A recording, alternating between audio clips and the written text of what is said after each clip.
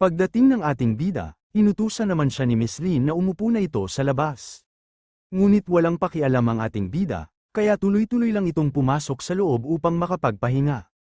Pumasok ang ating bida sa loob ng lugar kahit may patakaran na bawal ang mga lalaki, agad siyang pinigilan ng isang tagabantay at pinaalalahanang hindi siya maaaring pumasok. Ngunit mariin niyang sinabi na maaari silang gumawa ng sarili nilang mga patakaran, at siya mismo ang magpapasya kung susundin niya iyon o hindi. Dahil dito, tinawag siyang bastos ni Miss Lin, subalit, malakas ang loob ng ating bida at iginiit na kahit ang pangunahing disipulo ng kanilang sekta ay nagpapakita ng paggalang sa kanya, kaya paano siya pangangahasang sabihan kung ano ang dapat niyang gawin. Nagalit si Miss Lin at mariing sinabi na nasa kanilang sekta na ang ating bida. Binigyang diin niya na hindi nila pinapayagan ng isang hamak na lalaki na umasta ng pabigla-bigla at lumabag sa kanilang mga alituntunin. Ngunit sarkastikong sinabi ni Zuming Lang sa babae na manahimik nga raw ito.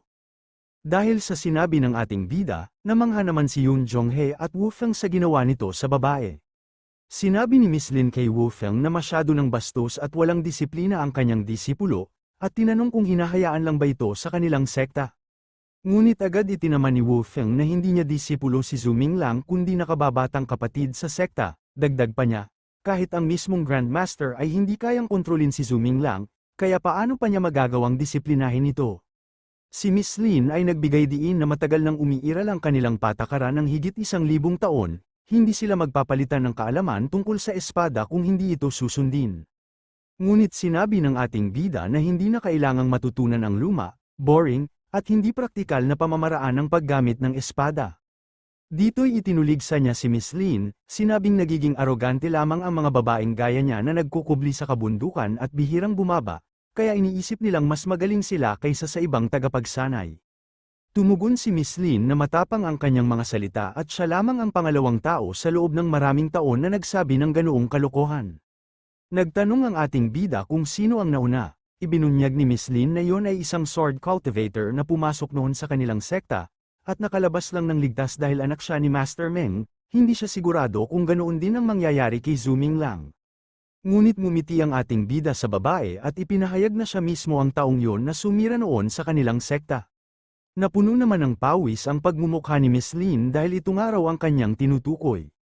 Nabigla ang mga disipulo nang makumpirma nilang si Zuming Lang nga ang kanilang kaharap, ang anak ni Master Meng. Naalala nila ang balita noon na pumasok siya sa kanilang sekta at natalo ang lahat ng disipulo.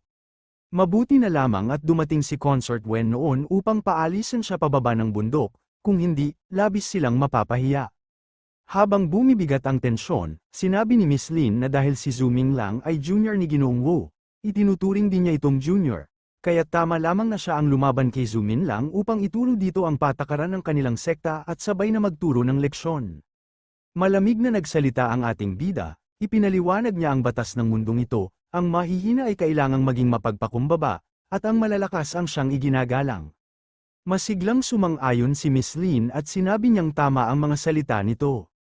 Agad tumalon si Miss Lin at hinamon niya ang ating bida sa isang laban, hawak ang kanyang sandata. Kalma lang na tumugon si Zuming Lang, tinanggap ang hamon. Lumabas si Zuming Lang at mayabang na sinabi na isang malaking karangalan para sa babae ang makalaban ng isang bihasa at mahusay na tagapagsanay ng espada tulad niya. Agad siyang tinuligsa ni Miss Lin, sinabing sobra naman ang kayabangan niya, habang naghahanda ito sa kanyang pag-atake. Nagpakawala si Miss Lin ng malakas na atake gamit ang kanyang espada, ang tinatawag na Roaring Sword, ngunit kalmado lang na hinarap ni Zuming Lang ang pag-atake. Mayabang pa niyang idinagdag na sa labas ng Miao Kingdom, ang mga kagaya niyang lalaking kahanga-hanga ay marunong magbigay galang, at dahil isa lamang itong babae, gagaanan na lang niya para manalo ito. Buong kumpiyansa, sinabi pa ni Zuming Lang na kung magagawa ng espada nito na maitulak siya kahit kaunti, ituturing na niyang talo siya. Nagulat naman dito si Miss Lin, at bigla na lamang itong umatras sa kanyang pag-atake dahil may naramdaman itong kakaiba sa ating bida. Napaisip naman ng ating bida na kailangan niyang magpakita ng kayabangan upang mabawi ang kanyang dangal, ito na raw ang tamang oras upang ipakita sa mga babae na marunong ding igalang ang mga lalaki. Samantala, umatake si Miss Lin ng buong lakas, gamit ang kanyang makapangyarihang espada, at buong tapang na hinamon kung paano makakayanan ng mayabang na lalaki ang kanyang matinding atake.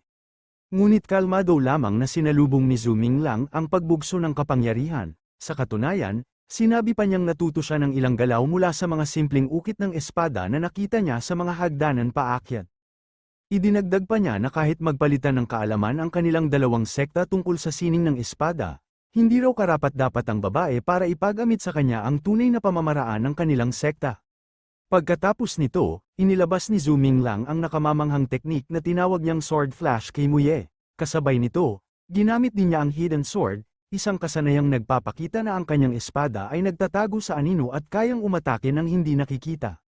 Nagulat si Miss Lin habang iniiwasan niya ang atake ng ating bida, sapagkat kahit ang pinakamahuhusay sa kanilang sekta, kapag ginamit ang parehong teknik, ay nag-iiwan pa rin ng bakas, ngunit sa pagkakataong ito, hindi niya maramdaman ang presensya ng espada ni Zuming Lang. Kinilabutan siya sa kanyang iniisip, posible bang umabot na si Zuming Lang sa antas ng Sword Shadow, isang lebel na higit pa sa kanyang inaasahan. Biglang nagsalita ang kanyang kasamahan. Ipinaliwanag nito na nagkakamali siya, hindi talaga yun Sword Flash ang ginamit. Ang totoo, ibinalik lamang ni Zuming Lang ang kanyang Sword Spirit Dragon sa spiritual domain, kaya wala talagang presensya ng espada na maramdaman. Natawa ng husto sina Yoon Jonghae at Wu Feng matapos makita ang ginawa ni Zuming Lang, akala nila'y gagamit ito ng kahangahangang teknik ng espada gaya ng ipinagyayabang niya kanina, ngunit sa huli ay hindi pala ganoon. Habang nagtatawanan sila, ipinaliwanag ni Wu Feng na si Zuming Lang ay hindi na isang karaniwang tagasanay ng espada.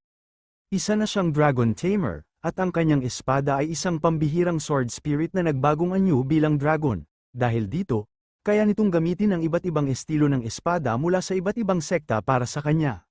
Naiinis si Miss Lin at napamura dahil sa ginawang pang-aasar ni Zuming Lang. Akala niya ay natapos na ito sa pagpapakita ng kakaibang teknik, ngunit ngumiti lang si Zuming Lang at sinabi na nagbibiro lang siya kanina. Ngayon daw ay gagamitin na niya ang totoong kasanayan sa espada ng kanilang sekta, kaya pinaalalahanan niya si Miss Lin na mag-ingat at maging handa. Habang sinasabi ito, nagliyab ang apoy at lumitaw ang kanyang makapangyarihang espada, tanda ng kanyang tunay na lakas. Nagulat si Miss Lin at agad na pamura matapos makita ang pagpapakawala ng kapangyarihan ni Zuming Lang. Sa una, akala niya ay nagbibiro lang ito at gumagaya ng teknik ng kanilang sekta, ngunit bigla itong naglabas ng tunay na anyo ng Firefly Sword. Mariin niyang sinabi na ang kanilang estilo ng espada ay napakalalim at mahiwaga, at imposibleng makuha agad ng isang bagong dating tulad ni Zuming Lang. Ngunit ipinakita mismo ni Zuming Lang ang Firefly Sword technique, at hindi lang basta kopya, kundi isang napakataas na antas ng Firefly Flying River. Kasabay nito, umatake na ang ating bida ng kanyang teknik kay Miss Lin. Nagulat naman dito si Miss Lin matapos makita ang ginamit na teknik ni Zuming Lang, hindi siya makapaniwala dahil yun ay ang tunay na Firefly Sword, at higit pa roon ginamit niya ang Firefly Flying River sa napakataas na antas. Kita sa kanyang mukha ang pagkabigla at pagkataranta, dahil ang teknik na ito ay hindi basta-bastang kayang makamit ng kahit sino, lalo na sa ganoong kahusayan. Nagulat din ang mga babae dahil tila mas malakas ang espada ni Zuming Lang, hindi sila makapaniwala na sa pamamagitan lamang ng pagtingin sa mga ukit sa hagdan ay kaya na niyang gamitin ang Firefly Sword sa ganoong antas. Dahil sa pag-atake ng ating bida nagkaroon naman dito ng napakalakas na pagsabog. Samantala, ipinaliwanag ni Zuming Lang na si Mo Ye, ang kanyang espada na naging dragon, ay nilamon ng lahat ng sinaunang espada sa lugar ng Sword Burial sa Miao Mountains, dahil dito, halos umabot na ito sa antas ng High Monarch, kaya madali na nitong nagagamit ang Firefly Sword. Binalaan niya si Miss Lin na mag-ingat dahil sa pagkakataong ito ay gagamitin na niya ang tunay na Sword Flash. Matapos ang labanan, nagalit si Miss Lin at tinawag na sinungaling si Zuming Lang, pero siya mismo ang nagulat nang masira ang kanyang damit dahil sa lakas ng atake, naiwan siyang hiyang-hiya at hindi makapagsalita. Si Zuming Lang naman ay nakaupo ng kampante at nagtanong kung pwede na ba siyang umupo saan niya gusto. Hindi na siya pinansin ni Miss Lin at tahimik na lang itong napahiya. Malamig ang sinabi ng ating bida, at diretsyong sinabi na hindi siya nandoon para makipaglaban sa mga walang kwenta, kundi para hanapin si Consort Wen. Lalong nainsulto si Miss Lin nang matawag silang walang kwenta, halos mawalan siya ng mukha sa sobrang kahihiyan at galit. Kaya napasigaw siya na sobra na ang pang-aapi sa kanila. Pagkatapos nito, bigla na lamang lumabas si Consort Wen, ang pinuno ng sword sect sa Miao Mountains, Mahinahon ngunit mariin niyang sinabi na dahil hindi na espada ang ginagamit ng kalaban, wala nang dahilan para silang dalawa ay magtagisan pa. Nagulat ang lahat sa kanyang pagdating, lalo na't ipinakita niyang siya na ang bagong pinuno ng sekta, hindi makapaniwala ang ating bida at napasigaw, gulat na gulat sa katotohanang si Consort Wen na mismo ang namumuno ngayon. Sinabi ng ating bida na sa kanyang isipan, iisa lamang ang maaaring makapantay sa kanya, si Zhu Xueyan, ang guro mismo ng ating bida. Samantala, napasabi si Zhu Minglang at napaisip, tila ba siya ay minamaliit, habang nagmamasid, sinuri niya ang sitwasyon, ayon sa kanyang kaalaman, tatlo ang pinuno ng kanilang sekta. Una, ang isa ay nasa paglalakbay, ikalawa, ang kanyang sariling ina na kasalukuyang nagkukulong sa isang bahay malapit sa talon sa kabundukan. At ikatlo, si Consort Wen na siyang nangangasiwa sa pagpupulong ngayon. Dahil dito, nakatiyak si Zhu Minglang na walang ibang makapangyarihang tagapagsanay na nakapaligid sa Ancient Divine Lamp Jade maliban sa mga binanggit. Sinabi ng ating bida kay Nanling siya na hanapan niya ng pagkakataon na mailihis ang atensyon ng mga kalaban, kapag nagawa na yun, siya mismo ang kukuha at magnanakaw ng Lamp Jade. Sumang-ayon naman si Nanling siya sa kanyang plano. Nagtanong naman si Wu Feng kay Consort Wen kung maaari na bang magsimula ng pagpapalitan ng kanilang kaalaman. Sabi ni Consort Wen, narinig niyang kilala ang kanilang sekta sa 17 galaw ng espada, at hiniling niyang ipakita ito ni Wu Feng. Ngunit agad na tumanggi si Wu Feng at sinabing hindi niya alam ang mga galaw na yon, sa halip, iminungkahi niyang si Zhu Minglang na lang ang magpakita. Nagulat at nainis si Zhu Minglang dahil abala siya sa plano niyang nakawin ang Lamp Jade, pero mukhang pinapahamak siya ni Wu Feng. Ayaw ni Zhu Minglang dahil wala siyang sapat na cultivation para ipakita ang sinasabing 17 galaw ng espada. Pero pinilit siya ni Wu Feng at sinabing kahit simpleng galaw lang ng espada ay ayos na, kahit hindi totoo o gumana. Nagtanong naman si Consort Wen kung ilan ang alam niyang galaw, at sagot ni Wu Feng ay marahil 12. Sa isip ni Wu Feng, ginawa pa niyang pagkakataon nito para kay Zhu Minglang na maipakita ang kakayahan niya.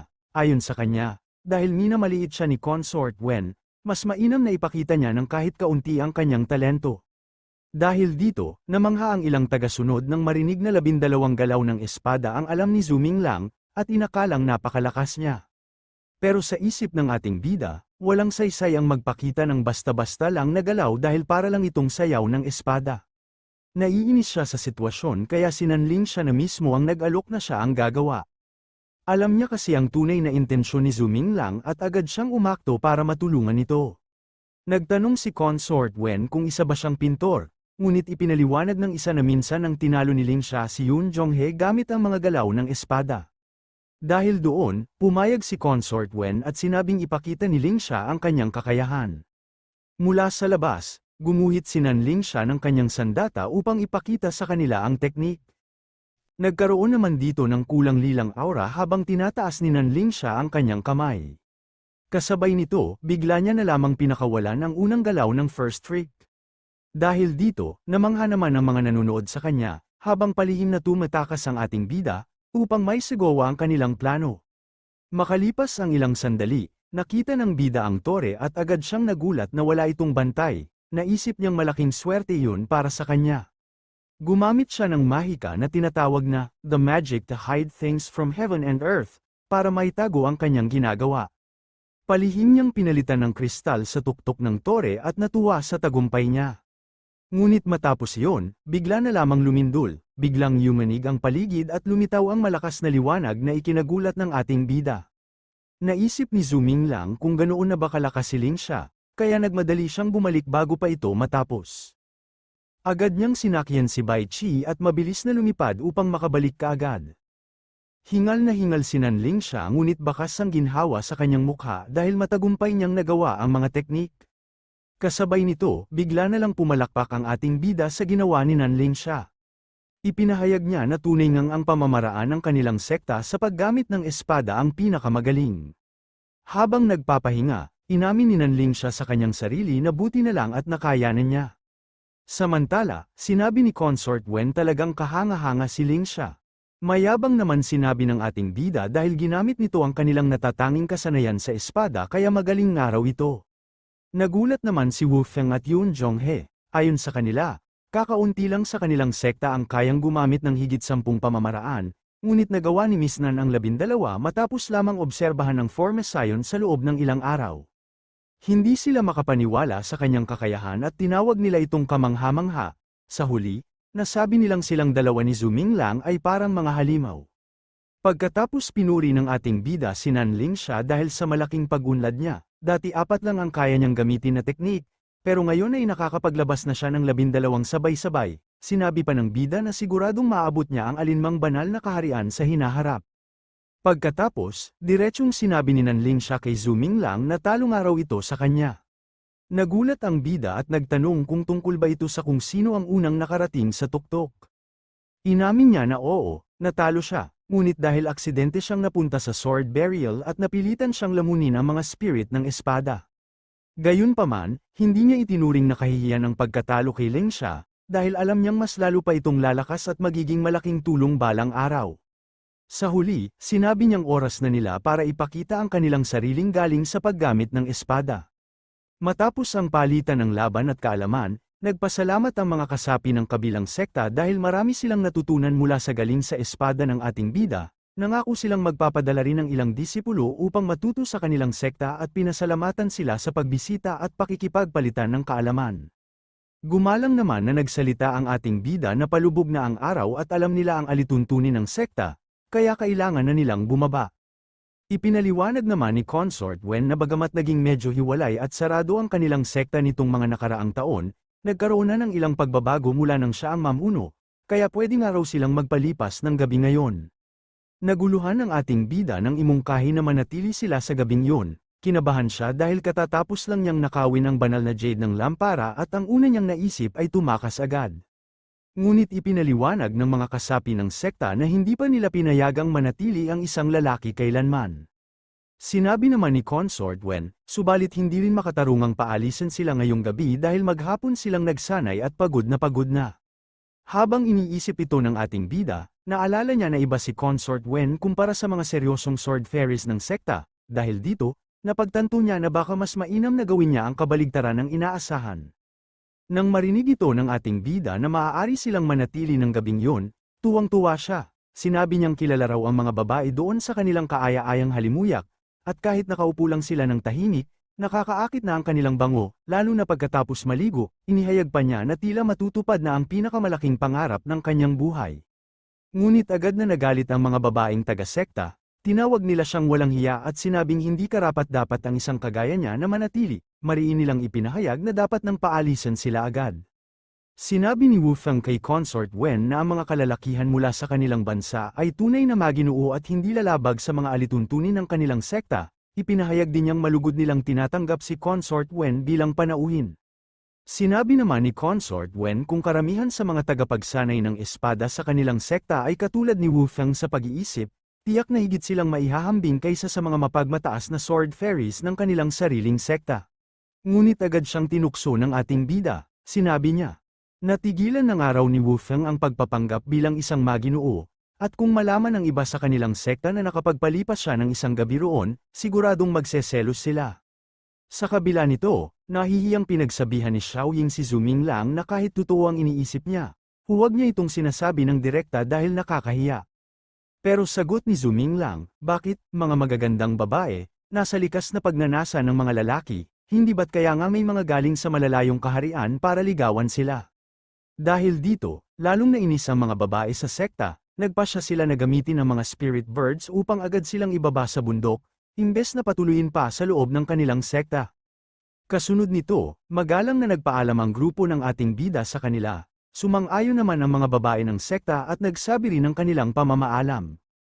Pero nang paalis na sila, may ibinulong ang isang alagad kay Consort Wen, dahilan para siya ay mag-isip. Bigla niyang tinawag si Zuming Lang at pinatigil ito. Kinabahan si Zuming Lang at iniisip kung natuklasan na agad nila ang nawawala. Subalit sinabi lang ni Consort Wen na may nais na kumausap sa kanya ay si Master Meng. Naging seryoso naman dito ang ating bida, dahil biglaan na raw naalala siya ng kanyang ina na may anak ito. Sa isang maliit na bahay na nakatayo sa gilid ng talon, hinarap ni Zuming Lang ang kanyang ina na si Meng Bingxi, pinuno ng sword sect sa Miao Mountains, at ang ampun nitong si Meng Hanwu. Diretso siyang tinanong ng kanyang ina kung bakit niya kinuha ang jade. Napaisip si Zuming lang at napabuntong hininga, alam niyang napansin na ng kanyang ina ang kanyang ginawa. Kaya't tapat siyang sumagot, kinuha niya ang jade para iligtas ang isang tao.